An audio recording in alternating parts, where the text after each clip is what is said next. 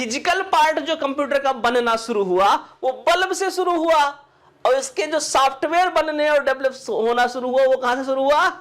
Abacus से। तो last class में हम लोगों ने बातें कर लिया था बाइनरी नंबर सिस्टम के बारे में कि कैसे हमें बाइनरी को डेसिमल में और डेसिमल को बाइनरी में कन्वर्ट करना होता है, और हमारा कंप्यूटर सिस्टम कैसे काम करता है, इसके इंटरनल प्रोसेस क्या होते हैं, control unit, arithmetic logic unit और मेमोरी यूनिट, ये सभी का क्या काम होता है, क्या दायित्व होता है और किस तरीके से ये प्रोसेसिंग करते हैं। यहाँ तक हमने पढ़ाई कर लिया था कल। आज अब हम लोग थोड़ा सा पढ़ाई करेंगे कंप्यूटर के हिस्ट्री के बारे में कि जब सर चार्ल्स बेबेज के ज़माने में बिजली नहीं था, बल्ब का आविष्कार नहीं हुआ था, उन्होंने मैकेनिकल कंप्यूटर बनाए थे। वो मैकेनिकल कंप्यूटर कैसे थे, और अगर सर चार्ल्स बेबेज ने इन कंप्यूटर को नहीं बनाया है, इसके कॉन्सेप्ट्स को बनाया है, बाइनरी नंबर सिस्टम को डेवलप किया है, मेमोरी को इसके डेवलप किया है, तो फिर इन कंप्यूटर को किन वैज्ञानिकों ने बनाया, उनके बारे में भी तो हमें जानना होगा। फिर ये कंप्यूटर जो स्मार्टफोन आज हम लोग यूज़ कर रहे हैं, जो आज हम लोग डिजिटल कंप्यूटर यूज़ कर रहे हैं, ऐसे कंप्यूटर का आविष्कार कैसे हुआ और इसमें किन किन वैज्ञानिकों का योगदान रहा, और इतना आसान नहीं था इसका बन जाना, इसके पीछे भी लोगों ने बहुत मेहनत किया है। तो वही सारी हिस्ट्री को पढ़ेंगे आज की क्लास में, देखेंगे कि कैसे कैसे इसका डेवलपमेंट हुआ। तो यहाँ पे लास्ट क्लास में हमने बात कर लिया था सर चार्ल्स बेबेज के बारे में, और मैंने बताया भी था आप लोगों से कि सर चार्ल्स बेबेज ने कंप्यूटर बनाया था, और वो कंप्यूटर जो इन्होंने बनाया था उसे हमने डिफरेंस इंजन के नाम से आपको बताया था। वो डिफरेंस इंजन ये है। सर चार्ल्स बेबेज का पहला मशीन कौन सा था? Difference engine. इसको सर ने, जो किताबों में मिलता है, 1822 में इसको इन्होंने बनाया था। लेकिन इस मशीन को बनाने से पहले इनको जो 01 का लॉजिक इनको मिला था वो कहाँ से मिला था? कहाँ से? अबाकस से। यहाँ से ये लॉजिक लेकर के आए और फिर इसमें मशीनों को बनाया। यानी कि जो अबाकस मशीन चलता था जिसमें हम लोग अपने हाथों से मैनुअली उसके अंदर जो बॉल होते थे उसको खिसका खिसका करके काउंटिंग करना, यानी कि जो कंप्यूटिंग करना इत्यादि का काम करते थे, उसी चीज़ों को इन्होंने क्या कर दिया? मशीन पे ला दिए। ये इन्होंने मशीन का यूज़ किया, मशीन इन्होंने बनाया सर चार्ल्स बेबेज ने। और 1822 में इन्होंने डिफरेंस इंजन बनाया। इसमें ये इस मशीन का पर्पज क्या था? इस मशीन का पर्पज था कंप्यूटिंग करना। क्या काम था? कंप्यूटिंग करना। मतलब क्या करना? गणना करना। गणना करने का काम ये किया मशीन ने। ये मशीन बिजली से चलने वाला नहीं था, ये इलेक्ट्रॉनिक मशीन नहीं था। ये कैसा मशीन था? मैकेनिकल मशीन था। मैकेनिकल का मतलब समझते हो, जो इंजन होते हैं। इंजन देखा ना आप लोगों ने, मोटरसाइकिल पे भी इंजन लगा होता है, उसी प्रकार से एक मैकेनिकल इंजन से इन्होंने इसको बनाया था। अब इंजन का डेवलपमेंट तो बहुत पहले हो गया था। आपने सुना होगा जेम्स वाट के बारे में, 14वीं 15वीं शताब्दी में ही मशीन को बना दिया गया था, इंजन को, स्टीम इंजन चल रहे थे। तो वो पुरानी बातें थी, उस दौरान इंजन का जमाना था, तो उसी इंजन से इन्होंने इसको चलाया था, इंजन बनाया था इन्होंने, इसीलिए इनकी मशीन का नाम डिफरेंस इंजन है। इन्होंने एक मशीन बनाया, पहले डिफरेंस इंजन, फिर इस मशीन में थोड़ा सा और डेवलपमेंट किया, और फिर सर ने दूसरा मशीन बनाया एनालिटिकल इंजन। और एनालिटिकल इंजन में प्रॉपरली 0 और 1 के नंबर सिस्टम को सर चार्ल्स बेबेज के द्वारा सफलतापूर्वक प्रयोग कर लिया गया, और कॉन्सेप्ट इनका क्लियर हो गया इनके मशीन का कि अब ये 0-1 पे ही गणनाएं करने का काम करेगा। Binary number system analytical engine में प्रॉपरली वर्क करना स्टार्ट कर दिया, और पहली बार प्रोग्राम भी इस मशीन के लिए बनाया गया, डेवलप किया गया। एडा लवलेस ये एक लड़की थी, मतलब, और इन्होंने कंप्यूटर के लिए पहली बार प्रोग्राम बनाया था। जो 0-1 का कॉन्सेप्ट है, जो कंप्यूटर का मेमोरी है, इसी पर पहली बार जो सॉफ्टवेयर बनाया गया था वो एडा लवलेस ने बनाया था, और उसको इसी मशीन में टेस्ट किया गया था सर चार्ल्स बेबेज के द्वारा। यहीं पे ख़त्म हो गया मैकेनिकल कंप्यूटर और मैकेनिकल इंजन का ज़माना, और इसके बाद फिर हम इलेक्ट्रॉनिक कंप्यूटर में कन्वर्ट हो गए। अब आप लोगों ने एक बड़ा नाम तो सुना ही होगा, थॉमस एल्वा एडिसन सर का। विद्युत बल्ब किसने बनाया? अब देखो, वहां से एक जमाना खत्म हो गया सर चार्ल्स बेबेज के बाद। वो कौन सा टाइम पीरियड था? वो मैकेनिकल इंजन का टाइम था। अब वहां पे 0-1 तो हमें मिल चुका था, यानी कि कंप्यूटर का सॉफ्टवेयर कह सकते हैं, कंप्यूटर का प्राण कह सकते हैं, ये हमें मिल चुका था। लेकिन हमें चाहिए क्या था? कंप्यूटर की इस तरह की बॉडी चाहिए थी। किसी ने कल्पना नहीं किया था कि इस तरह का कंप्यूटर किसी दिन बन जाएगा, लेकिन कहते हैं ना, जब करते करते करते करते कुछ नई चीजें होती चली जाती हैं, डेवलप होते होते। अभी आज के 10-15 साल पहले, 15 साल पहले ही कह लें, तो हमने इसकी भी कल्पना नहीं की थी कि एक टाइम में ऐसा हमारे पास फोन आ जाएगा कि जिसमें सब कुछ कर लिया जाया करेंगे हम, यहाँ तक कि पैसे तक का लेन देन भी इसी से हो जाएगा। कभी कल्पना किया था? नहीं। छोटा सा फोन आ गया था, उसी में मस्त थे, लग रहा था ये कभी जाएगा नहीं, अब तो ये जिंदगी भर रहेगा, हम जब तक बुढ़े हो जाएंगे तब तक ये फोन रहेगा, है कि नहीं? ऐसा हम लोगों का मानना था। लेकिन कुछ ही दिन में टच वाला फोन आ गया, फिर धीरे धीरे धीरे धीरे ये स्मार्टफोन आ गया, और अब इसी का जमाना चल रहा है। क्या पता, अभी तो लग रहा है ना ये कभी साथ छोड़ने वाला नहीं है। हो सकता है आने वाले टाइम में ऐसा कुछ आ जाए, अरे यार ये भारी भारी सा कौन लाद के घूमेगा, लोड लेकर के, कुछ दूसरा जुगाड़ लेकर के आओ यार, और कुछ नई टेक्नोलॉजी बन जाए, है कि नहीं? तो ये धीरे धीरे डेवलपमेंट होता चला जा रहा है।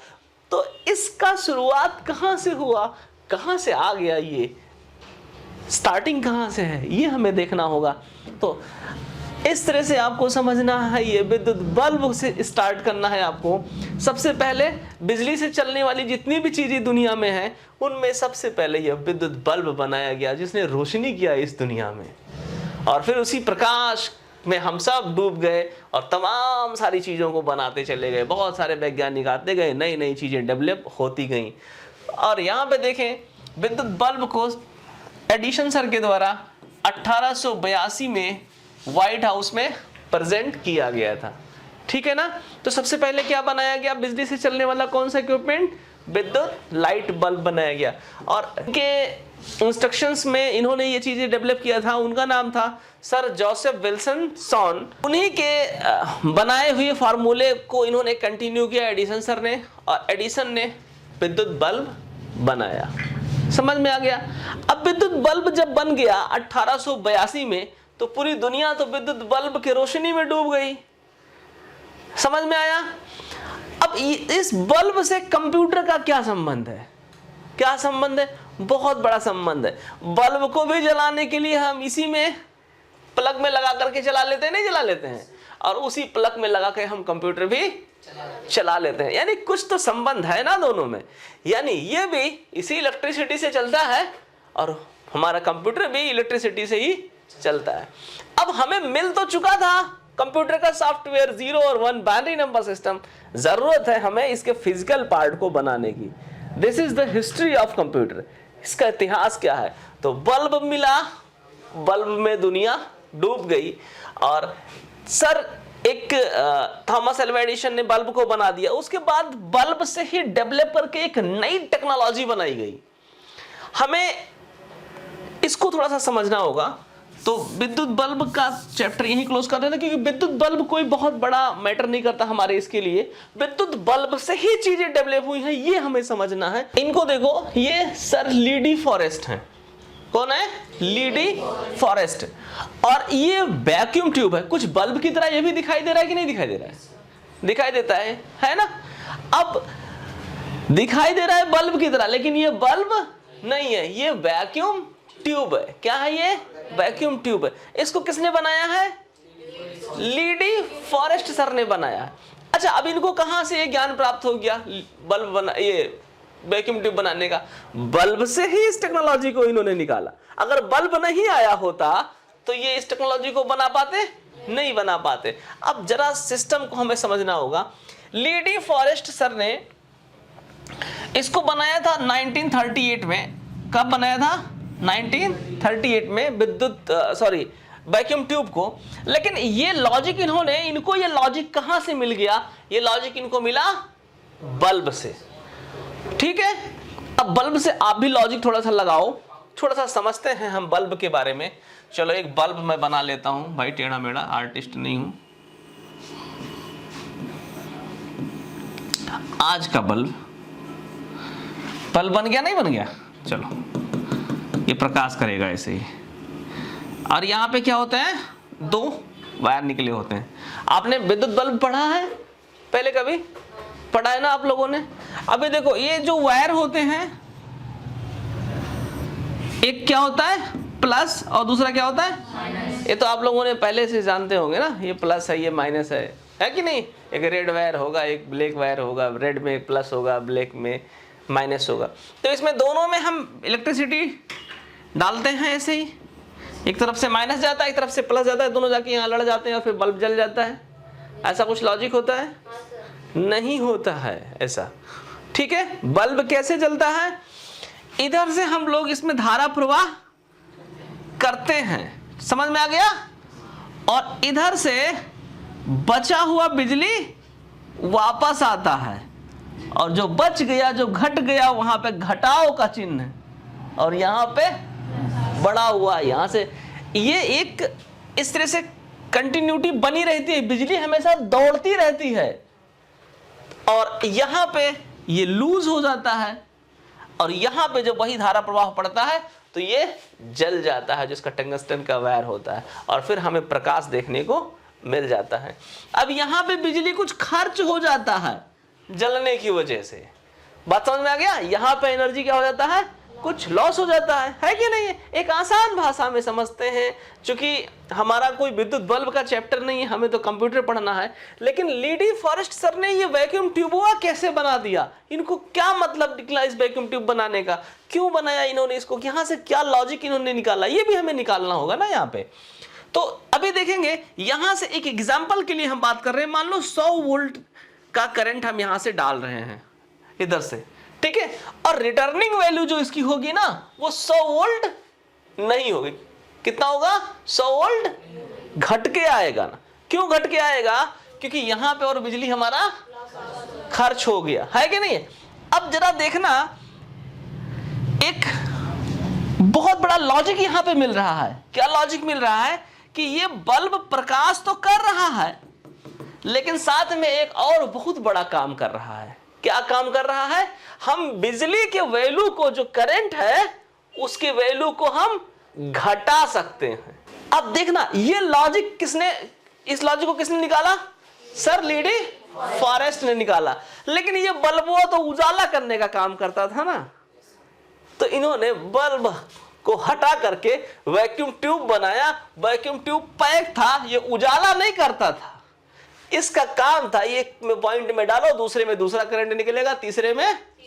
अब आज के सर्किट को भी थोड़ा सा हमें समझना होगा। आज इसके अंदर सर्किट लगा हुआ है, नहीं लगा हुआ है, एक किट लगा होता है, प्लेट लगा होता है। रेडियो देखा होगा आपने, टीवी देखा होगा आपने, कंप्यूटर देखा होगा, पूरा किट लगा होता है उसमें। कहीं पे आईसी लगा है, डाईबोर्ड लगा है, कंडेंसर लगा है, ट्रांजिस्टर लगा है, रेजिस्टेंस लगा है, बहुत सारे सर्किट बोर्ड में सारे लगे होते हैं कि नहीं लगे होते हैं। इन सब का मतलब क्या होता है, क्यों लगे होते हैं ये इसी बल्ब के विकसित रूप हैं, इसी बल्ब के विकसित रूप हैं आज के टाइम के लिए। अब जरा देखना, मैं इस बल्ब को थोड़ा सा मिटाता हूं। बल्ब का पॉइंट क्लियर हो गया ना, कि बल्ब से हमें क्या मिला, बल्ब से हमें एक लॉजिक मिला। जैसे अबेकस से हमें एक लॉजिक मिला था 111 का प्रोसेस, ऐसे बल्ब से हमें क्या मिल गया, इलेक्ट्रिसिटी को हम रिड्यूस कर सकते कि नहीं कर सकते। देखिएगा, अभी के जमाने में जो कुछ भी, चाहे आपका ये लैपटॉप हो, कंप्यूटर हो, आपके घर में टीवी लगा हो, कुछ भी, उसके पीछे एक सर्किट बोर्ड बना होता है। उसी सर्किट में करंट को हम लोग जो है अलग अलग तरीके से उसको डिवाइड करते हुए जाते हैं, और हमें जहां जितने करंट की वैल्यू की जरूरत होती है वो हमें मिल जाया करता है। देखो, ये बोर्ड है, ठीक है। अभी यहां पे कोई करंट आया, 2 पॉइंट आता है ना करंट, ठीक है, एक नेगेटिव एक पॉजिटिव। नेगेटिव से रिटर्न होता है, चाहे आपका बल्ब हो निगेटिव से रिटर्न होगा, चाहे कोई भी सर्किट बोर्ड हो निगेटिव से रिटर्न होगा। आपको करंट क्यों लगता है, ये पॉइंट लेते हैं, करंट क्यों लगता है हमें। कभी कभी आपने ऐसा देखा होगा कि बहुत लोग करंट को पकड़ लेते हैं, देखा आपने ऐसे लोगों को, करंट पकड़ लेते हैं। जनरेटर चलाने आते हैं, कभी कभी जो मैकेनिक आते हैं घर में, ऐसे हाथ से पकड़ के जोड़ देते हैं लोग। आप सोचते हो अरे यार ये तो पड़ा, कैसा आदमी, करंट में नहीं मार रहा इसको, जादूगर है कि नहीं। आप भी पकड़ लेना आज जाके, मैं बताता हूँ। मतलब मर जाना तो मुझे मत दोष देना भाई, ये सर ने, ठीक है। तो अभी देखना, उसका जुगाड़ मैं आपको बताता हूँ कि कैसे, वो एक लॉजिक है, और उसी लॉजिक की वजह से उनको करंट नहीं लगता है। समझ में आ गया? और अगर वो लॉजिक आप सीख जाओगे तो आपको भी नहीं लगेगा। भाई हम सब इंसान है ना, जो करंट पकड़ रहे हैं वो भी आदमी ही तो है कि उसके पास ब्लड नहीं है कि नहीं है? तो वो पकड़ ले रहा है, हम काहे नहीं पकड़ पाएंगे? क्योंकि वो उसकी कमजोरी को समझ रहा है और उसको बच करके निकल रहा है, हम बच नहीं पाते हैं। चक्कर ये देखो, अब ऐसा मान लो आप लोग बल्ब को ही ले लो, चलो फिर से बल्ब बनाते हैं, एक में पॉजिटिव रहेगा, एक में नेगेटिव रहेगा, ऐसे तो है ना। अब इसमें हम करंट देंगे इसको और दूसरा वाला तार हम पकड़ेंगे, हमें करंट नहीं लगेगा, आप पकड़ोगे आपको करंट लग जाएगा। लगता है कि नहीं लगता है ना? लेकिन अगर दोनों तार, कभी वो मैकेनिक को नहीं देखा होगा कि दोनों तार दोनों हाथ से साथ में पकड़ ले, दोनों तार साथ में नहीं पकड़ेगा नेगेटिव पॉजिटिव, तब मरेगा, कोई नहीं बचा सकता। समझ आया? चक्कर ये होता है कि एक से ये इतना तेज काम करता है कि प्लस नहीं, एक से हम करंट को अंदर डालते हैं बल्ब में, दूसरे से निकलता है। अब जब तक ये निकलने वाला पॉइंट प्लग में नहीं लग जाता है तब तक बल्ब जलता है? नहीं जलता है। ये आप हाथ में ले लो, तार पकड़ लो और अपना पैर जमीन पर रख दो, ये बल्ब जल जाएगा। रीजन ये है, बिजली जब दौड़ेगा, जब सर्किट बनेगा तभी बल्ब जलेगा। यानी कि या आप एक काम करो, ये वाला प्लस वाला पॉइंट इसमें लगा दो बल्ब में और दूसरा वाला प्लग में मत लगाओ। कहां ना लगाओ? ला करके इसको जमीन में कहीं ऐसे घुसा दो, मतलब ग्राउंड कर दो, तब भी बल्ब जल जाएगा। समझ में आ गया? मतलब जब तक सर्किट कंप्लीट नहीं होगा तब तक बल्ब नहीं जलेगा। यही कारण है हमें करंट लगने और ना लगने का। अब हमने एक पॉइंट कोई पकड़ लिया, मान लो इसको, नेगेटिव को ही पकड़ लिया, नेगेटिव को बल्ब से वापस आया ना, इसको पकड़ लिया हमने, और हम इस तरीके से अपने आप को सेफ रखे हुए हैं कि किसी भी तरीके से अपने बॉडी को ग्राउंड नहीं होने दे रहे हैं। ग्राउंड मतलब समझ आया? अपने आप को जमीन से टच नहीं होने दे रहे हैं, ठीक है? तो हमें करंट नहीं लगेगा। और जैसे इस तार को हम पकड़े रहेंगे और अपना पैर जमीन पे हमने रख दिया, तुरंत हमें करंट लग जाए। क्योंकि चक्कर ये होगा ना कि फिर हमारे जिस्म से बिजली दौड़ करके ग्राउंड होने लगेगा। जब तक ग्राउंड, तार को पकड़ लिया हमने और ग्राउंड नहीं होने दे रहे, तो करंट तो हमारे जिस्म में है लेकिन हमें उसका असर नहीं दिखाई पड़े, दौड़ेगा नहीं बिजली। समझ आ गया? जैसे ग्राउंड पे अपना पैर रखेंगे फिर बिजली दौड़ जाएगी, और जब दौड़ेगी तभी झटका लगेगा, स्थिर कंडीशन में नहीं लगेगा। तो वो क्या करते हैं, वो जो एक तार होता ना, इसे पकड़ लेते हैं, तो वो जब पकड़ते हैं तो अपने आप को सेफ रखते हैं कि उनके जिस्म से होते हुए ना दौड़े करंट। अगर दौड़ गया, वो तार पकड़े हुए हैं, वो तार पकड़े हुए हैं, और कहते भैया थोड़ा हम आपको पकड़ लें, अरे वो तुरंत कूद के अलग खड़ा हो जाएगा। वो ये समझेगा ना कि हम तो बचाए हुए हैं अपने आप को, ये कैसे बचाएगा, ये तो पैरवा जमीन पे रखे हुए होगा ना, या उस प्रकार का वो शूज वगैरह पहने रहेंगे कि जो ग्राउंड नहीं करने देगा। नीचे से प्लास्टिक होगा, पूरा कवर होगा, या कभी कभी घर में आपको पता होगा, अरे भीगा है पैर, मत पकड़ना करंट। समझ में आ गया? यानी बिजली दौड़ेगा नहीं तो बिजली काम नहीं करेगा। सर्किट का कंप्लीट होना, अब समझ में आ गया? एक दो पॉइंट आएगा ना, कोई भी बोर्ड चलाओगे, टीवी चलाओ, पंखा चलाओ, कुछ भी चलाओ, दो पॉइंट आएंगे ही आएंगे। मतलब एक से आएगा, एक से वापस, प्लस वाले से आएगा, माइनस वाले से रिटर्न होगा, तभी ये बिजली का सर्किट कंप्लीट होगा। ठीक है? अब इसमें देखा आपने, बहुत जगह आईसी लगा है, लगा रहता है ना। आजकल कुछ भी खराब होता है, मोबाइल बनवाने गए, कुछ भी खराब है, थोड़ा बहुत खराब है तो कहते हैं आईसी खराब है, तो सब आईसी खराब होता है ना। टीवी बनवाने गए, आईसी खराब है। चक्कर क्या होता है, आईसी कैसे लोग चेक करते हैं? अब देखो यहां पे ये पॉइंट आ गया, तो ग्राउंड है, रिटर्न जाएगा, वापस जाएगा बचा हुआ करंट। ये आईसी है, यहां पे उदाहरण के लिए इसमें 100 वोल्ट करंट तार में आ रहा है, यहां पे 50 वोल्ट करंट चाहिए। कितना वोल्ट करंट चाहिए? 50 वोल्ट चाहिए। ये क्या लगा है? आईसी। मैं ये वोल्ट अभी एग्जांपल में बता रहा हूं, ठीक है ना? क्या लगा है? आईसी। अब अगला जो इंजीनियर है, जो मैकेनिक इसको बनाएगा, वो यहाँ पे अपना मीटर रख के चेक करेगा कि यहाँ 50 वोल्ट करंट आ रहा है कि नहीं। अब यहाँ 50 वोल्ट करंट नहीं आ रहा है, यहाँ चेक कर रहा है 100 वोल्ट करंट आ रहा है, तो क्या खराब है? ये खराब है कि नहीं खराब, फिर इसको रिप्लेस कर देता है, फिर आपका मशीन सही हो जाता है। जैसे मैंने ये बल्ब में बताया आपको यहाँ 50 वोल्ट करंट चाहिए, समझ में आ गया? तो ये दो बल्ब 100 वोल्ट आ रहा है और दो बल्ब हैं इस तरह से कंटिन्यूअस, समझ में आ गया? अब आप इसको चेक करना है, यहाँ 50 वोल्ट करंट वहां नहीं आ रहा है, हमारा काम रुका हुआ है, समझ में आया? तो आप क्या चेक करोगे? देख तो ये बल्ब नहीं फ्यूज हो गया है, चेक करोगे कि नहीं चेक करोगे? ये बल्ब फ्यूज हो जाएगा तो करंट आगे बढ़ेगा? नहीं बढ़ेगा ना, तो हम ये बल्ब तो चेंज करेंगे। अब कैसे चेंज, ये चेक करेंगे कि ये बल्ब खराब है कि ये बल्ब खराब है। यहाँ पे मीटर रख के देखेंगे कि 75 आ रहा है कि नहीं आ रहा है, समझ में आ गया? अब अगर 75 आ रहा है यहाँ, तो यानी ये बल्ब करंट को पार कर रहा है, ये पार कर रहा है ये बल्ब। तो अब अगर ये नहीं कम कर रहा है, यहाँ करंट नहीं आ रहा है, तो यही खराब है, समझ में आ गया? अब अगर यहाँ 75 नहीं आ रहा होता तो यानी ये भी खराब था, तो हम ये भी बल्ब चेंज करते हैं, समझ में आ गया? तब ये हो सकता है ये सही होता, दोनों में से एक ही खराब होता, या कभी कभी किसी कंडीशन में दोनों खराब होंगे, तो कहीं भैया दोनों ऐसे उड़ा है। एक मैंने आसान भाषा में आपको ये सिखाने और समझाने की कोशिश की है कि प्रेजेंट टाइम में जो सर्किट होते हैं वो कैसे काम करते हैं और लोग उन्हें रिपेयर कैसे करते हैं। तो इसी तरीके से सर लीडी फॉरेस्ट को क्या मिला? बल्ब। अब बल्ब नहीं लगता है ना कंप्यूटरों में कि बल्ब लगा लगा के हम कंप्यूटर चला रहे हैं, आज के टाइम में आईसी लगा हुआ है ना सब में, लेकिन ये टेक्नोलॉजी कहां से मिली थी? हमें बल्ब से ही तो मिली। बल्ब किसने बनाया? एडिशन ने बनाया। तो एडिशन बड़ा वैज्ञानिक ना, बहुत बड़ा वैज्ञानिक। बल्ब नहीं होता तो वैक्यूम ट्यूब नहीं होता, वैक्यूम ट्यूब नहीं होता तो आज हमारे पास आईसी नहीं होता, है ना? तो लीडी फॉरेस्ट सर ने बल्ब से ही क्या बना दिया? वैक्यूम ट्यूब बना दिया। 1938 में क्या बनाया? वैक्यूम ट्यूब बनाया। समझ में आ गया? कोई कंफ्यूजन तो नहीं है? वैक्यूम ट्यूब का क्या काम है?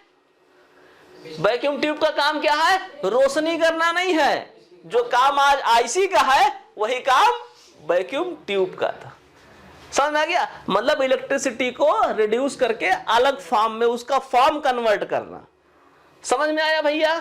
कोई कंफ्यूजन तो नहीं है? तो वैक्यूम ट्यूब बन गया। किसने बनाया वैक्यूम ट्यूब? लीडी फॉरेस्ट सर ने बनाया। ये भी मैंने आपके दिमाग में क्लियर कर दिया कि लीडी फॉरेस्ट सर ने वैक्यूम ट्यूब कैसे बनाया, कहां से बनाया, लॉजिक कहां से मिला। अभी तो कंफ्यूजन नहीं है। अब आ जाएंगे फर्स्ट जनरेशन ऑफ कंप्यूटर में। अब वैक्यूम ट्यूब बन गया। क्या बन गया? वैक्यूम ट्यूब बन गया। अब वैक्यूम ट्यूब बन गया तो अब उसको कहीं ना कहीं यूज किया जाए ना। तो वैक्यूम ट्यूब बनने के बाद एक वैज्ञानिक आए, जॉन मैचाले, ठीक है, और दूसरे जेपी एकर्ट, ठीक है, John Mauchly and JP Eckert. ये दो लोगों ने क्या काम किया? अब देखो अपने पास क्या मिल गया? अब वैक्यूम ट्यूब है ना। वैक्यूम ट्यूब किसने बनाया है? लीडी फॉरेस्ट ने।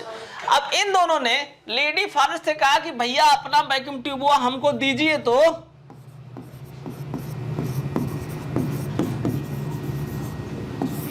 हम कुछ बनाए, हम भी अब आगे खुराफात थोड़ा बढ़ाएं, कुछ हम भी रिसर्च करें। तो जॉन मैचाले और जे प्रेस्पर एकर्ट इन दोनों ने मिलकर के एक बड़ा सा मशीन बना डाला। क्या बना डाला? बड़ा सा मशीन बना डाला और इसको नाम दिया गया इनिएक। क्या नाम दिया गया? इनिएक। और ये पहला इलेक्ट्रॉनिक कंप्यूटर बन गया। क्या बन गया? दुनिया का पहला first electronic computer of the world. विश्व में इससे पहले बिजली से चलने वाला कोई कंप्यूटर नहीं था। किसने बनाया इस कंप्यूटर को? J P Eckert and John Mauchly. ये दोनों इसके डिजाइनर थे। इस मशीन में क्या लगाया गया? क्या लगाया गया? वैक्यूम ट्यूब लगाया गया। खूब सारा वैक्यूम ट्यूब इसमें लगाया गया इस मशीन में। समझ में आया? और कई लोग मिलकर इसको चला। देखो कितने बड़े में ये है। ये इसका वजन करीब 30 टन था। 30 गुणे 50 रूम में इसको फिट करना पड़ता था। मतलब 30 फीट की चौड़ाई और 50 फीट का लंबाई का अगर रूम होगा तो उसमें एक मशीन इन लोगों ने ये सेट किया था, बनाया था। कई लोगों ने मिलकर, ये एक कंप्यूटर था, ये पहली बार जो कंप्यूटर बनाया गया। ठीक है, लगाया क्या गया था? Vacuum tube. और ये क्या था? बिजली से चलने वाला कंप्यूटर था। इनिएक मार्क 1 कहते हैं, पहले मार्क 1 के नाम से बनाया गया था, फिर उसको इनिएक नाम दिया था लोगों ने। तो मैं यहां पे मार्क 1 भी मेंशन कर दे रहा हूं। मान लो